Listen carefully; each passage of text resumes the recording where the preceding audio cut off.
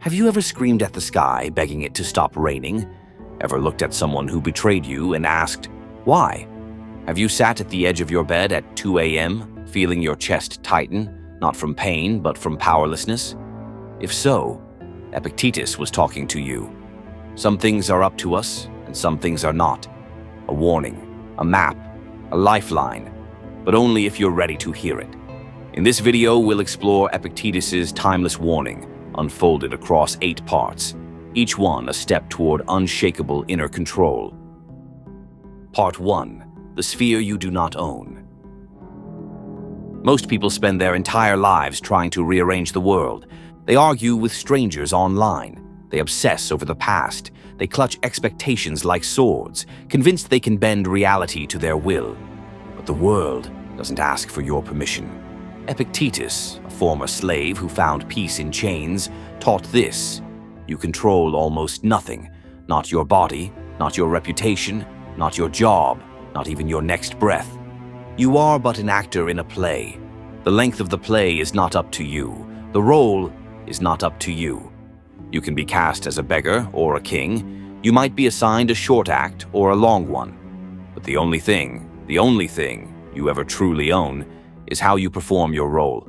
This isn't resignation, it's liberation. Because if you don't control the winds, you can stop trying to shout them into obedience. The Stoics called it the dichotomy of control. Modern minds forget this, but forgetting leads to suffering.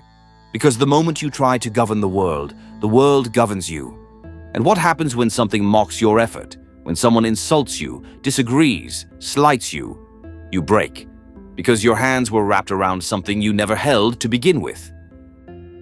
Part 2. The storm outside versus the silence within. Imagine a ship tossed in the middle of a sea storm. Waves crash against the hull. Lightning splits the sky. The crew panics. But there, in the center of it all, the captain closes his eyes and listens, not to the wind, not to the thunder, but to something deeper, something still. This is the soul Epictetus spoke of. It is not things themselves that disturb us, but our opinions about them. The world doesn't hurt you. Your judgment does. An insult, that's sound and breath. Failure, that's just an outcome. Offense, that's a choice. Most people react as if every word is a blade and every setback is a storm. But it isn't the storm that drowns you. It's the decision to stop swimming. You're told to be tough, to clap back, to never be disrespected. But Epictetus whispers something else. Be free. Not because the world is gentle, but because you have no business trying to make it so. The more you try to silence others, the louder their voices seem.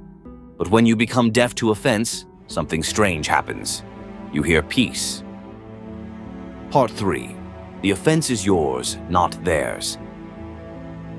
Think about this. If someone calls you a fool, and you are not a fool, why be offended? And if you are a fool, why be surprised? Seneca said, you always own the insult that angers you. A person's words have no power until you give them meaning. You light the fire, you fan the flames, you sit in the smoke and wonder why it hurts. The Stoics would ask, who gave you the idea that you must never be criticized? Where did you learn that the world owes you kindness, applause, understanding? These are not debts, they are illusions. And yet, we build our identities like glass palaces. One insult, and the whole thing shatters. The truth: no one offends you. You offend yourself through mistaken ownership of things you do not control. This is why Epictetus warned us. If you attach your peace to what lies outside your will, you'll never hold it for long. The world will forget you. People will misunderstand you. Life will throw stones at your image. Let them. Because what they throw at you passes through when there's nothing to strike. Part 4. The mirror and the mask. We spend years constructing a self-image. We want to be seen as intelligent, successful, kind. We wear masks not to deceive others, but to protect ourselves from judgment. But masks are fragile. If someone says you're not who you pretend to be, your entire world shakes.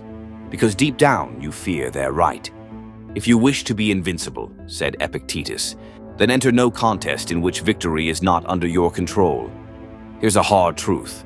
Praise is not yours to keep. Neither is blame. Reputation is like a shadow. You can chase it, but never hold it. That's why the Stoic doesn't chase it at all. You are not what others say. You are not the applause or the criticism. You are only what you do with what happens. It's not a game of image, but of essence. Marcus Aurelius reminded himself daily, "Soon you will have forgotten all things, and all things will have forgotten you." Not to depress himself, but to strip away the illusion that any of this matters more than virtue. So if someone mocks your appearance, your past, your beliefs, what are they harming exactly? Only the illusion you built.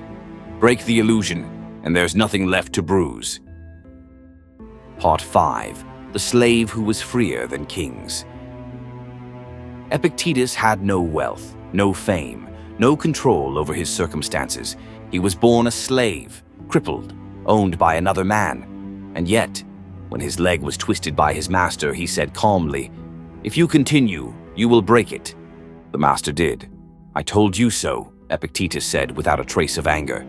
This is not weakness. This is unimaginable power. Because in that moment, Epictetus was free. His body wasn't, but his soul, untouchable. This is the essence of Stoicism.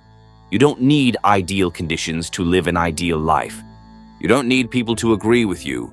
You don't need the world to be fair. You don't need the timeline to make sense. All you need is your mind rightly ordered. Seneca said it best. A gem cannot be polished without friction, nor a man perfected without trials. So the next time the world seems cruel, remember, it's not cruelty, it's curriculum. And if a slave could choose dignity in chains, what stops us from doing the same when someone cuts us off in traffic? Part 6. The Gate of the Inner Citadel. The Stoics spoke of the inner citadel, the fortress within your soul that no army can breach. Inside it, your thoughts are yours, your choices are yours, your values, yours. But few guard this gate. Most leave it open, letting others stroll in with criticism, outrage, manipulation. And once inside, those guests rearrange the furniture. Suddenly you hate your body, question your worth, spiral into offense. Why? Because you left the door open. Marcus Aurelius wrote, "You have power over your mind, not outside events. Realize this, and you will find strength. So close the gate.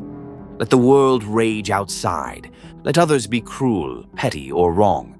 Your inner citadel is sacred, and it does not belong to them. If you defend it, no one can take your peace."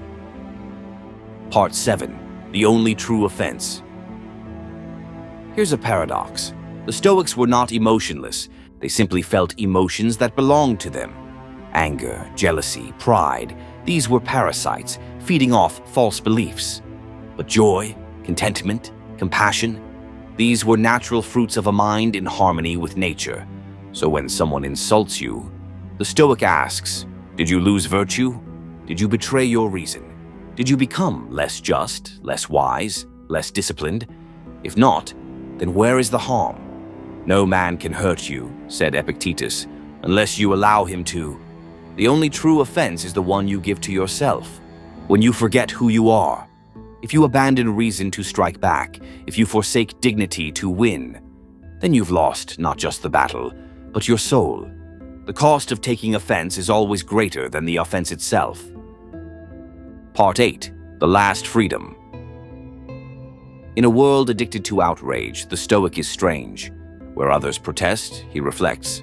Where others react, he breathes. This isn't apathy, it's radical responsibility. Because when you no longer need to be right, you're free. When you stop demanding the world honor your expectations, you're free. When you let people be wrong, offensive, or unfair, and remain unshaken, you're free.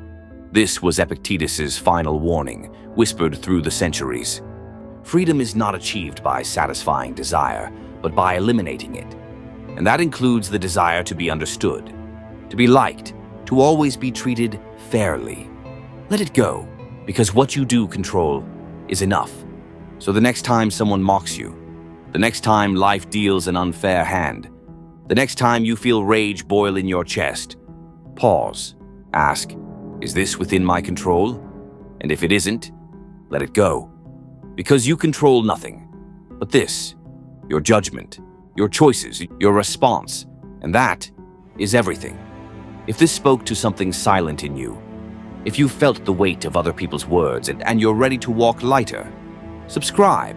This channel shares daily Stoic insights to help you suffer less and live more wisely. And if you know someone who takes things too personally, share this with them. It might be the map they've been waiting for.